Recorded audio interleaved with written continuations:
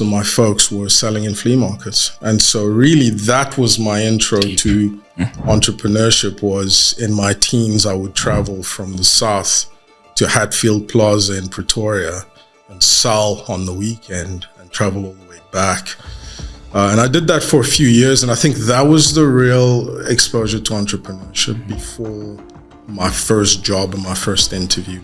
Do you believe that entrepreneurship is a calling, or can anyone just rock up one day with a great idea and funds and say, okay, I'm going to do this? So do you think it's a calling, or can you just wake up and do it?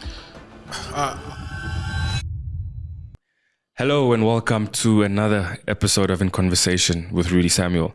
I'm your host, as you know, and today I have a very special guest joining us. We're diving deep into the story of a true African visionary. He's an entrepreneur as well, and someone who has built a Pan-African recruitment agency from the ground up, and is now expanding operations across the continent. He's a Congolese, he's a leader, and he's someone who is passionate about creating opportunities for others, just like me. Especially women in the workforce.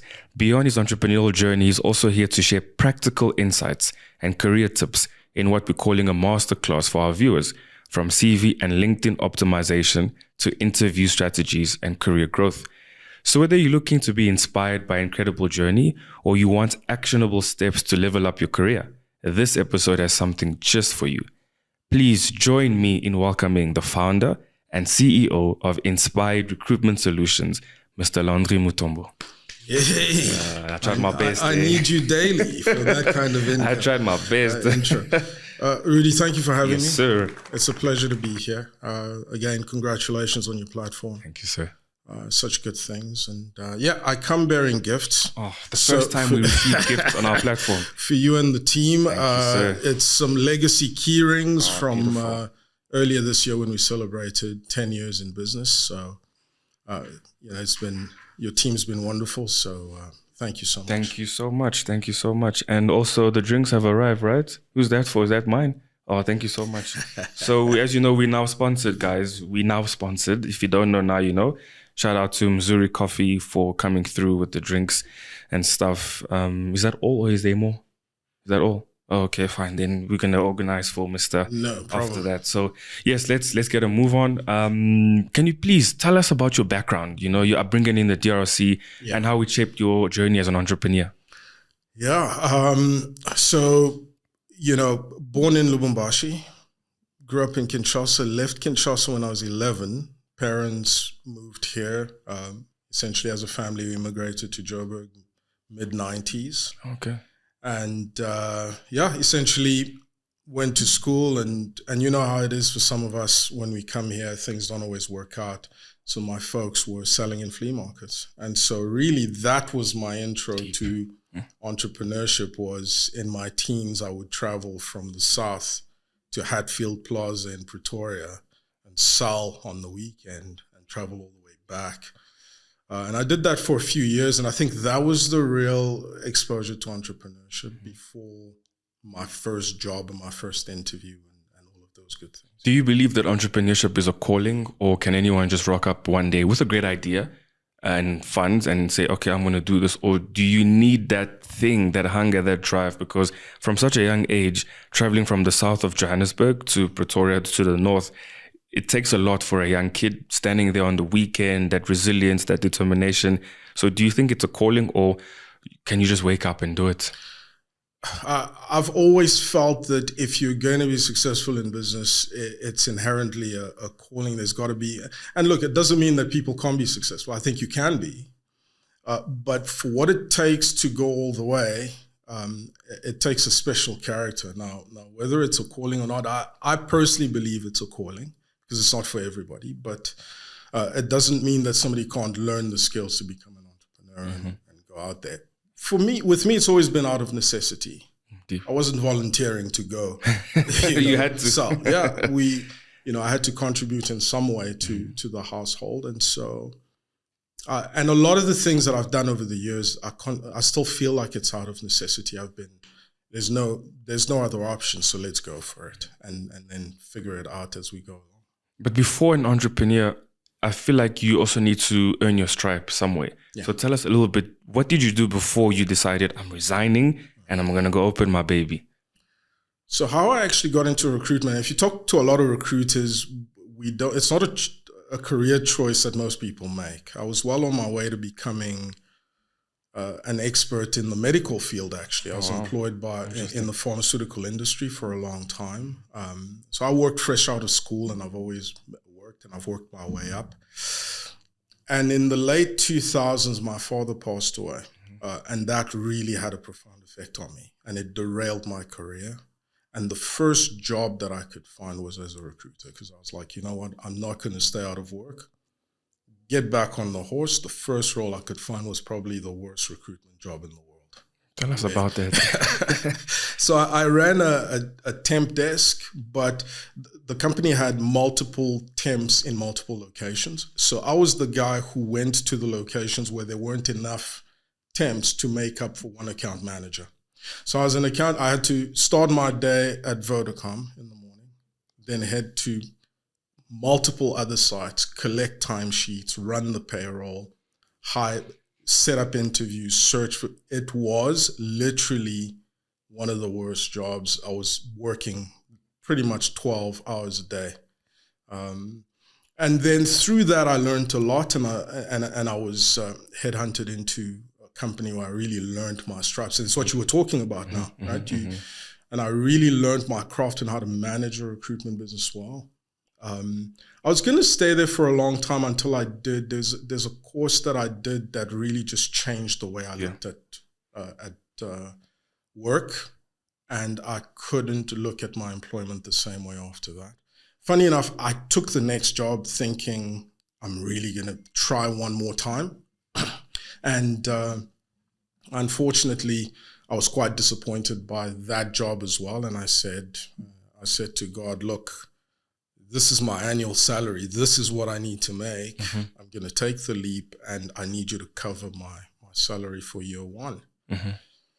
And I think we did about 7 times over that. Beautiful. Over that I love first year. So that's really the journey on how it went. And there was an incident that made it unbearable for me to stay in that company, and I just had to go. Yeah. But when I look back, obviously there's a couple of steps along the way. What comes to mind, this is not a pre-planned question, what comes to mind is do not despise small beginnings. What do you say about that saying, do not despise small beginnings? Yeah, I mean, even talking about your sponsor and people that start small and things like that, for me, I believe it's the way to start. I don't know where I would be if I had a big investor behind me, because I think it's those small beginnings where you really will learn the lessons and the resilience needed, which I believe is the majority of what you need to succeed. Right? It's in those small beginnings. Yeah. So obviously time goes by, and now we're at InspHired. That's the name of his company. All the details will be down below. What inspired you to start InspHired, and in what challenges did you face when building this company in the beginning? Early on, it was just essentially me trying to build the business, and it was pretty tough. But the good thing about starting as one individual is you're not loaded with a lot of expenses. You don't have a lot of salaries. So your margin, you're starting quite low. So the challenge there was, how do I keep this going, and how do I not make mistakes, and how do I keep my compliance and all of those good things? I was blessed enough that within the first year, people that I had worked with before, that I had managed, wanted to join and had reached out and said, listen, I want to join and work with you. So that helped a lot, and they're still with me 10 years later. Loyalty. So that was really, really helpful. The challenges started coming in 2 years later when we were trying to scale, and then being hit by COVID. How do you respond to that? Yeah. But ultimately, the last 5 years, scaling the business has been the toughest thing, because it's almost like when you can hit a ceiling, and trying to break through that barrier has been extremely tough. What sort of stuff do you guys do there at InspHired to try and scale the business? Because we often hear the word scale for startups, if I can call us or call them. What's a practical way to scale? Yeah, great question. So, for us, we looked at our income, our potential, our clients, our locations, and how effective we could be. And we took the leap and said, well, as a recruitment business, we want to be accessible to people everywhere. I believe we should have a stand and office in every major city on the continent. Mm-hmm. That means you need people there. You need to be able to have systems. You need your organization to be able to learn, implement systems, give your customer a good experience, and make enough money to sustain yourself over that period. And that's really scaling, right? When you're setting up targets that are linked to your long-term vision, but that challenge you outside of the norm. Because you could stay in the same bracket and say, okay, I've made so much profit, I'll just do this for 10 years and then I'll sell the business and move on. Or you can say, well, how about we do 50%, 100% more turnover, we expand. That's where the challenge really comes in. All right. And in a nutshell, what does InspHired do? Because I like the H, InspHired, but it's actually inspired. So in a nutshell, what do you guys actually do? It's a play on the hired. Yeah. So we have three main aspects. We have a recruitment business that does temporary and permanent placements, Joburg, Cape Town, Kinshasa, and obviously surrounding countries where we have clients, but that's where we have some presence. Then we have a tool called InspHired Works that I'm really excited about, that I've been building for so long. And what it is it's a temp booking platform that allows somebody like you to book a resource at short notice for temporary assignments. We've also just built a job board that allows companies to connect their opportunities to job seekers. So quite a big digital component of our business. But in a nutshell, the recruitment business is really the main operation. These are the tools are the ones that I'm driving. They're almost my personal little projects that I'm driving. Yeah. Beautiful. Because you did mention something about Cape Town, DRC. So when did you realize that I can take this thing out of Johannesburg, out of Bryanston? We can go to Cape Town. We can go to Kinshasa. Because I work with Congolese people. They do not think like us here in South Africa. No offense, it's just a fact.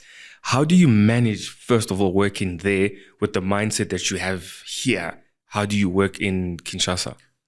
That's one of the biggest challenges, right? In most businesses, and ours isn't an exception, and I say this all the time, your success is linked to the people you hire. Fully. Right?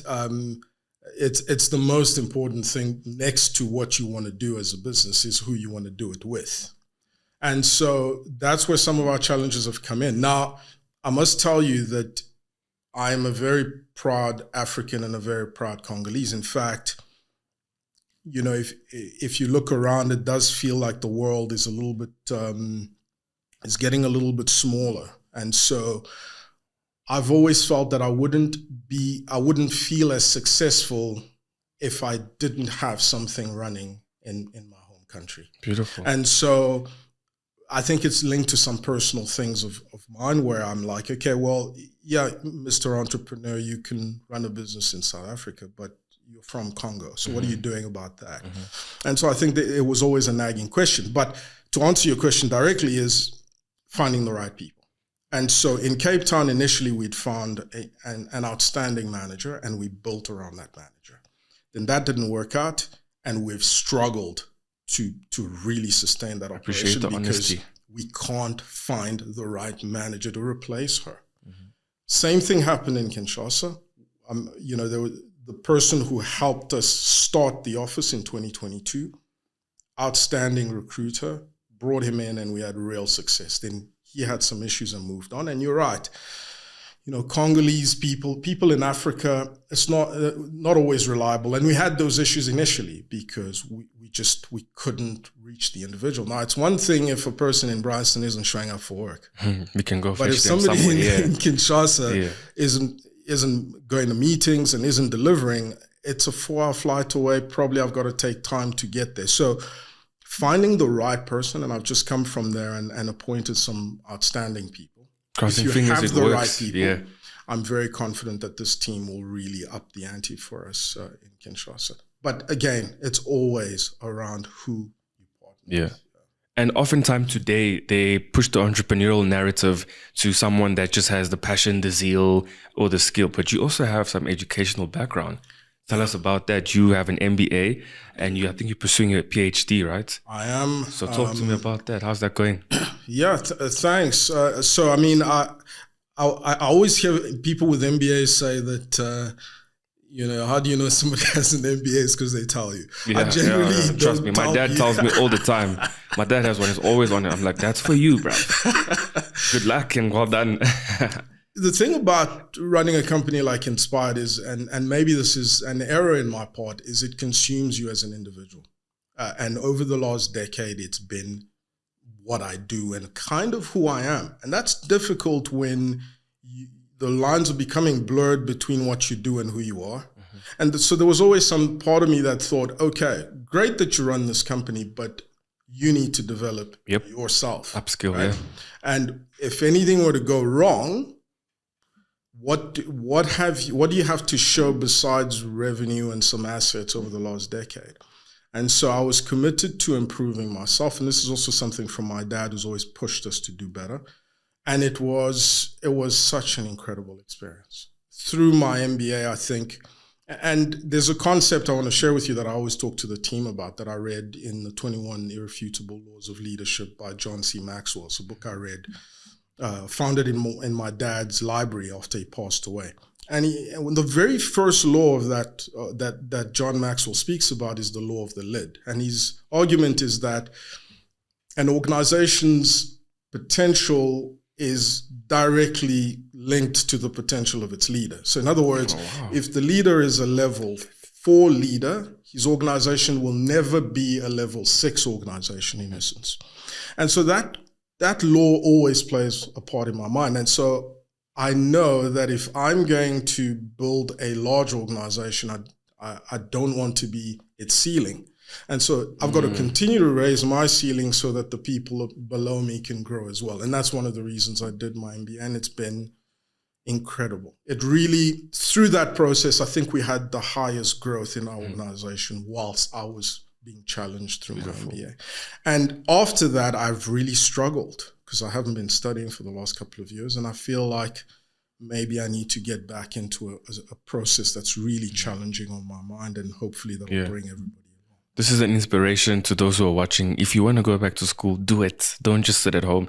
And I also see that you hire a lot of women. Like, tell me about that. Like, I saw that and I'm like, actually, I don't see a lot of gents around there. So what is that whole notion about? It's actually better now. There was a point where I was the only male in the company. And everyone was like, what's up with this? Look, I think if you look at the HR field in general, there are a lot of women in that space. And my management team, yes, all female. We have a lot of gents now, but I think also women are outstanding administratively, and they're so committed and such high performers. I'm very proud of the team that I have, but it's not because I'm trying to only hire women. I think we're trying to find the best people, and we have 6-7 males at the moment from our workforce, but primarily we try to find the best people, and a lot of the time those people within our field, psychologists, people that study that kind of thing, are primarily women, and so that's the influx of the people that apply. You talk about people a lot, the workforce a lot, and recently you just said how you don't want to be the ceiling of the company. How do you motivate the people that you speak so much about to get to where you are? I don't know if I'm making sense. How do you keep them on their toes? It's difficult because the challenge is also that, and I'm finding that now, I'm wanting to get out of my own way. So I'm challenging them to become a little bit more like me. And in leadership, the pinnacle of leadership is when you replicate, right? And so the real challenge for me now is to not be in the office, be gone, and know that not just my management team is going to carry on as though I were there, or there are some part of me in following what we need to do and pushing to our mission, but that the next tier and the next tier. And that's the challenge. And I haven't figured it out. It's one of our biggest challenges. And that's why I've had so many issues scaling is because there's such difficulty in getting people to fill that leadership gap because it's just so tough the higher you go, right? When you're managing people. So yeah, I'm figuring that out for the most part. The good thing is I have a very solid team, and so we're learning to try and get that aspect. Because I see you're very intentional, so I believe you're actually going to find it soon. And what has been the most rewarding moment in the journey so far? I think it's 10 years now. Yeah. What's been one of the most rewarding things about the journey? You know, recruitment is one of the jobs that will fill you with a lot of satisfaction. You know, over the years, you meet somebody who's a candidate who hasn't been working, who is really struggling. And a couple of months later, you know, they sign that offer and they send you this email about how you've helped transform their lives.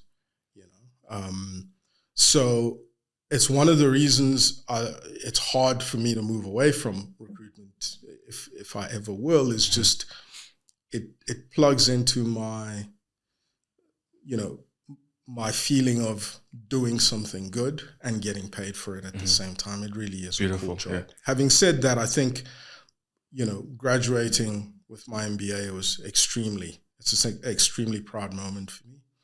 And, you know, when I watch our brand, and I have to give this to the marketing team, there are some times when I look at something online and I'm like, this is outstanding. And then I realize, oh, this is InspHired. And that makes me really proud. Because I think our brand, the way that we're out there trying to really connect employees and give really helpful tips is something I'm really, really proud of. Lots of issues in the background, but those aspects That's make normal, me really proud. Where there's people, there's issues. And my demographics is a very young, my viewership is very young as well.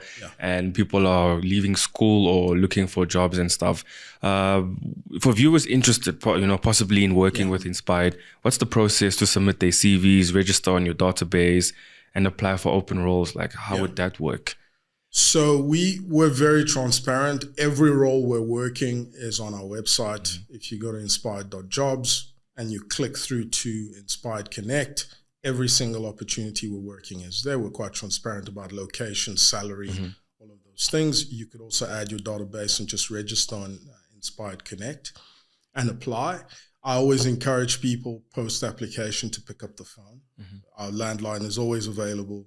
I'm committed to, when our phone rings, somebody will answer and guide you as well and say, where did you send your application and so on. So I don't want us to be detached from the human element with so much technology. Yes, so systems and so we're quite cautious on that. So whether you call us, you walk into any of our offices, we're available, or just pop us an email or go onto the web and we'll hopefully respond quickly. And what sort of positions and industries do you focus on in South Africa and also the TRC? So we're a generalist firm. We have clients across the board, from general workers to executive positions. I think at last, you know, at any time we're listing 200 jobs. So that is a vast, you know, almost all industries. I can rather tell you maybe the industries where we're not very strong, and that's probably around engineering and construction, where we have some work to do. But sort of administrative, you know, commercial roles, and maybe a little bit in the medical space, we're not as strong. But everywhere else, we have some really top clients, and we're doing good work.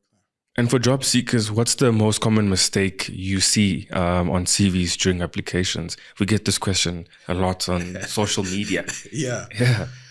I think the one mistake that people make is they don't realize that, you know, a human being probably is the third person to read your CV after it's gone through an application. Wow, I didn't know that. Because you have AI and you have applicant tracking systems, and that, I mean, we use that. There's AI matching, because we want to limit as much time to match up candidates. So if your CV is not formatted correctly, or you're not listing and communicating your value adequately, you're probably going to get rejected by an AI before any of our recruiters or an employer sees your CV. That's a problem, right?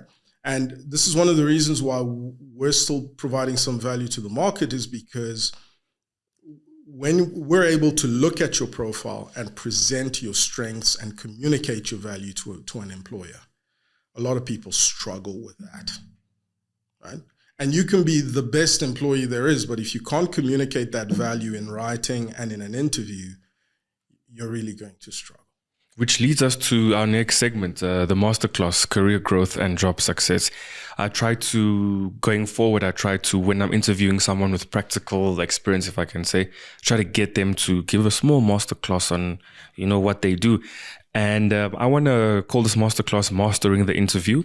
So can you give us some insights, from a recruiter's perspective, what makes a candidate stand out? Yeah, I mean, I want to talk about, before we even answer that question, right? I think we need to be clear about being valuable before communicating that value. Because the worst thing you want to do is to package your profile in a specific way, go through interviews, and then when you're in the job, you can't perform at the level you've portrayed. So you're essentially not doing the right thing. So I would first advise any person, and there's a concept, call it a spiritual one, whatever you want to call it, but this concept works in recruitment as well.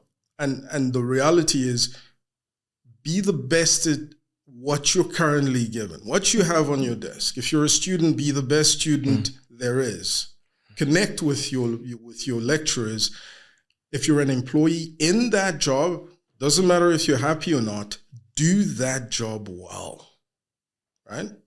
And once you have that value, you need to then be able to communicate that value to the market.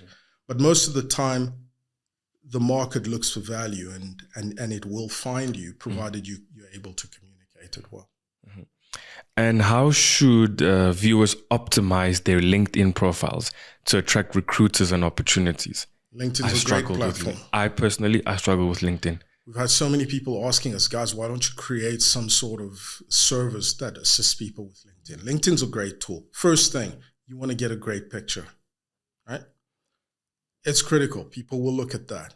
Your tagline, you want to make it right. You want to show what you do or how you can bring value. The experience you have. So your LinkedIn profile needs to be complete. You want to add highlights and things that you've done. But with LinkedIn, what I find really works is, because there's so many recruiters, if you want to stand out and be in more searches, you almost need to become a leader within your own right. You need to be able to communicate that. And that's by telling stories. This week, this is what happened in our office. And a lot of people are shy in that sense, right? But if you're really good at what you do and you can communicate that value through LinkedIn, people will find you there. And then you become somebody that we would call an inactive candidate, that opportunities find you rather than you having to work really hard to stand out for opportunity. Mm-hmm. And what are the key elements of a strong CV that can pass both AI screening and human review? We were talking about applicant tracking systems. Now, the first thing you want to do is stay away from too many graphics, right? If you think about it, you want to keep your information as basic and standard as possible, because when you have a system screening for text, you want to make sure that your CV is legible by an AI system. The next thing you want to do is you want to be sure to list everything in terms of technologies and abbreviations as well, right? Because if I'm looking for an accountant, okay, have you worked on QuickBooks and so on and so forth? So if my advert links up to that, great. The other thing you want to do is don't have one CV and cover letter for every opportunity. Wrong. You're almost going to have to approach every application and say, what does this role require of me, and how do I tailor my application accordingly? And so those are just some quick things. If you can do that, as much detail as you can, but you want your template on your CV to be as simple as possible, so that an AI system or an applicant tracking system can find it. And then you want to be able to essentially communicate that value by listing everything as clearly as possible. And then post that, most important, remember recruiters get hundreds of applications daily. Don't apply for a role without following up on it. Pick up the phone the employer, phone us and say, I applied on this date. Could you give me an update on my application? Mm-hmm. Because now I know you're a human being rather than just an application in my inbox. Is there like a specific time to apply for jobs, or that's just like... Great question, Rudy, because and if you're in the job search and your job is now finding a job, I don't know whether there's a perfect time, but there should be one for you. So what people also do is they're haphazard about when they apply. No, lock your application time into a specific slot. Mm-hmm. If it's Monday at 10, then it's Monday at 10. And then you're applying and you're working follow-ups. That way you can schedule, you can see applications that are new and so on and so forth. So I don't think there's a specific time that'll give you better results, but you should probably plan your day or your week accordingly. Because once you get into that routine, you're likely to not miss opportunities. Yeah. And can you share a few tips on time management for high performers who are balancing work, applications, or side hustles? Yeah. Before you're even managing your time, I mean, what is the reason you're doing all these things? There's got to be some idea why you're doing it. And I even learned this lesson when I started my company. The minute you start a business and so on, guess what happens? People start contacting you from everywhere else, right? Yeah, hey, listen, I have this deal. Do you want to jump in on it? I have that. And the mistake we make is we start chasing every other deal. And guess what? Our business that's providing 80% of our revenue starts to die because we're chasing everything else, because we're not locked into what we're actually trying to do. Mm-hmm. So I think if you're working and you have a side hustle, you almost need to have clarity around where the priorities are based on what you're trying to achieve. And once you have that, then I believe you need to have the approach that says what you don't measure, you can't improve. So you got to measure your time spent on everything. True. How much time am I spending on this, that, and what are the returns from it? And then manage that accordingly. So there are lots of apps out there. I mean, this could be an hour session on its own on understanding where your time is spent, measuring it. Stay away from all-nighters and working. Yeah, I don't believe in that. Yeah, I don't believe in that. Yeah. Some people want to work through the night and nonstop. No, you want to be, this is as far as I'm going, and I'm going to stop here and I'll start again in the morning. If you're doing all of those, then your work is never done anyway. And then the last tip would probably be, if in doubt, start a task, give it 10 minutes, and if it doesn't work, move on to the next one, right? Because even me, when I'm working and studying at the same time, it's like when you leave one task and you have to move on to another, it's almost like you need to tap a different part of your brain. Yeah. And then it can really get tough to lock into something new. So I'll try it for 10 minutes. If it doesn't work, I'll move on to the next one. And if I get locked in, then I'll give it an hour. And what advice would you give to someone starting their career in an emerging African market? Yeah, I mean, this is something I'm really passionate about. I think that, the unemployment stats in South Africa are concerning. On our continent, young people are unemployed. And so if you're starting your career in an emerging market, in Congo, for instance, the odds, there are fewer opportunities than there are people available to slot into them for now. And it's actually sad because we expect to be the continent with the biggest workforce in the next 10 years. Workforce as the well, youngest workforce in the next 10 years. So what I would say is follow a formula that says when you get locked in, you commit to it, then you learn. Once you learn, you implement. Once you've implemented, you review. And remember that it's extremely competitive. So you're going to have to equip yourself with skills that other people don't have. And sometimes those aren't even, it's not AI training necessarily or marketing. Some of those skills could be, if the entire market is wanting to be really good at AI, then who's really good at all the other things, Yeah. the soft stuff that we need as humans. So, in a nutshell, know the battle you're up against, be very good at what you do, learn, implement, improve, and then try to remember that it's, there are skills outside that can really give you the edge in the workplace. And talking about the future, how can young professionals future-proof themselves for the changing job market? I know you just touched on it a bit, but can you just dive into it a lot? Because the AI is taking over. We have to be AI literate because we're using it everywhere. It's in everything we do. So basic AI literacy, I think we all need to do some sort of course. I was recently at an event where the government was rolling out training in terms of AI. So there are free courses out there. You've got to understand the basics, especially large language models. We just had a session in our office about that. And so that is basic. You have to get that. But I think that beyond that, the skills that I'm seeing that are lacking the most are people's ability to articulate and communicate. You find some of the best talent, you get them in the room, they haven't rehearsed, they can't tell you why they're really good at the job. They can't even interpersonal skills. They can't have a conversation with you. They're not out there, they're extremely shy. And especially when you have high technical skill, you really want to be cautious of the soft stuff. And being able to communicate isn't necessarily being able to articulate yourself well enough, and it's got nothing to do with your accent. And you find some people as well that they articulate themselves well, but they can't communicate. And you have to be able to do that. I think that skill in the short term is going to become critical.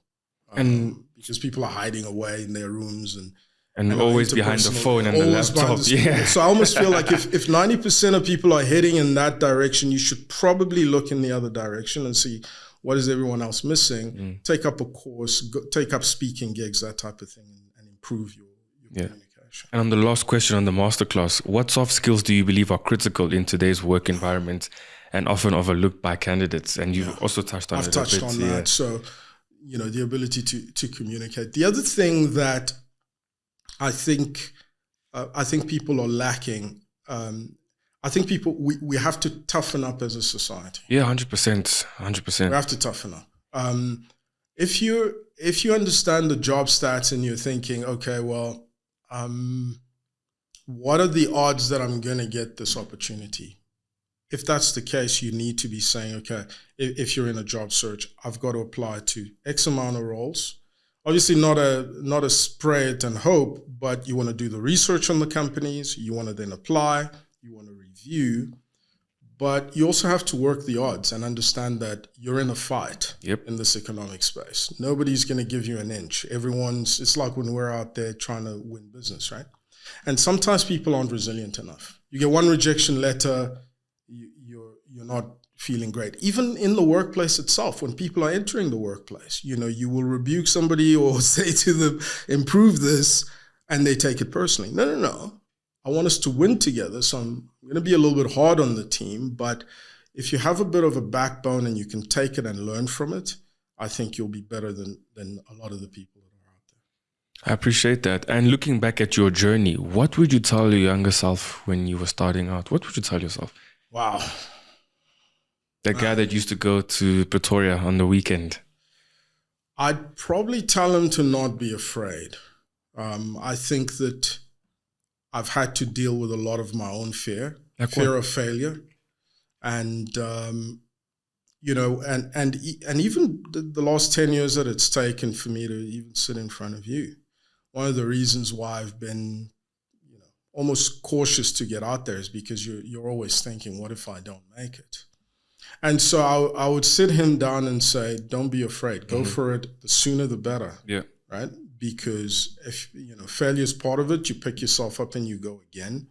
But I think my fear of failure, and as an immigrant, you know what that's like as well. You have this feeling that you're not quite adequate, that you have to work 3 times as hard to catch up to a local. So there's always this anxiety that, am I going to make it? Am I going to be okay?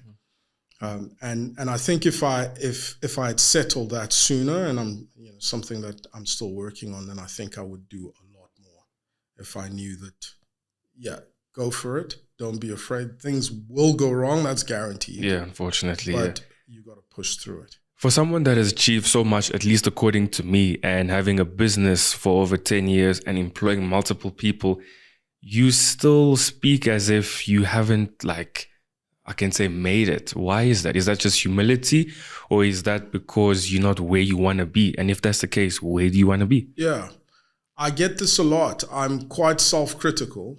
I don't want to come across as though I've achieved a lot, because a lot of that, yes, you work hard, but there's a lot of grace and divine intervention that's really helped get me here. But I take a lot of our problems as Africans personally. And again, things like unemployment. And so I think I have to be grateful for the success we've had, but there's so much work to be done out there that I think I gauge my success against the amount of work done rather than the amount of work we've already done. And again, that's an area where one needs to look and say, yeah, you've got to be confident enough of your success, but at the same time, Rudy, and you're doing a lot of this work, yeah. But the majority of our continent and our people are struggling and living below the poverty line. And when you travel, like I've been to the Congo recently, and you see just how many things we have to fix, and it's to us, we can't pass this on to others, then the challenge is high. So to answer your question, I think when there's an InspHired office and an InspHired Works counter in every major city on this continent, I think then I might look back and say, great, we've achieved something wonderful. Now I can maybe give myself a bit of a hand. Okay. Well, I firmly believe that you're on course to at least getting to half within the next 10 years, at least half of the major cities in this continent in the next 10 years. I feel the drive. I feel how you and your team are laying foundations. I'm big on foundations, laying solid foundations. I think we're going to get there. I think we're going to get there. Yeah. And how do you see the future of recruitment evolving in Africa? And what role do you want InspHired to play? Oh, another great question, Rudy. So, it's interesting seeing the contrast between how recruitment's done here, where our market is relatively formalized, and in Congo, where there's some formalities, but still so much more work to do. I think technology is going to play a huge part, and we're going to have to adapt how we're doing our work, because if AI is doing all of that stuff, then what are we doing? How are we doing more candidate stuff, more soft stuff? How do we create that environment? What I see in Congo is I see an adoption of technology at a much higher rate than here. Certainly from the employer side, they seem open to taking on some of these new technologies, because I think we might have missed a little step there. So to answer your question, lots of technology, more competitive, but then the focus will turn to, yes, if AI and tech can do all of this stuff, then how do we maximize our ability to just be human with one another and guide each other through this really, really tough journey that's, the job search, because it takes its toll on people. Yeah. No, and viewers, Mr. Landry, as I like to call him, but he doesn't like the Mr. part. He's always in suit, he's always formal and stuff. So today, he's here looking all casual. So, thank you for coming like that. And I know that you don't like to be the face of your business. So today we try to ask personal questions as well as, questions about business. But I got one more personal question. How do you balance everything? You have a personal life, you have family, you have friends, I think you go to church as well. So, and now you have work and employees and travel. How do you balance it all? Because I like to show my viewers, you can be very successful, but I like to show them how to get there and how to maintain. So how do you keep a balance? Yeah, so I'm quite grounded in my faith. I think that, I go to church and you know what, if it wasn't for my belief in God and all of that stuff, even some stuff around employment we've spoken about today, some biblical principles there. I'm grounded in my faith. And so I think that's the start. My family keeps me quite grounded and quite busy too. what helps me now is over the last couple of years, I'm trusting others more. You simply can't do it on your own. And I'm testing myself that if I've done good work over the last 10 years, then I don't need to do it all. I've brought people with me, and I'm trusting my team more to say, take these away from me so that I can do other things, because I really want to be out here with you and out there sharing with job seekers and even employers how to hire better. And like you said, I want to do my PhD. I'm already in discussion with some universities. I want to write. So there's a lot of ideological things I'd like to do. And for that, to keep the lights on, somebody else needs to be running the operation. And so again, the focus goes back to people. If you're going to build something, take people along with you and hope to keep them with you, because the closer you get to your destination, and if you do it right, those people will help to replace you. And then that will really hopefully be the legacy of your business, is being able to see yourself. And I have this moment sometimes when I see my team speaking and it sounds like me. It's like, that's something I would say. And so it gives me a little bit more confidence to try to do other things and find that balance. And finally, what message would you like to leave for our viewers who are seeking opportunities, inspiration, and guidance in their careers? Number one, try to become a person of value first.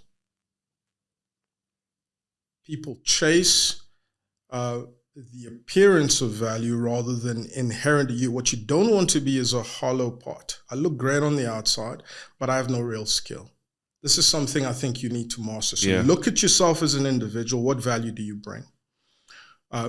Then communicate that value and work very, very hard once you're in there to establish and create success in that. And I guarantee you, somebody is always watching. If you do those things, those opportunities, you will find them. They are there. They're just looking.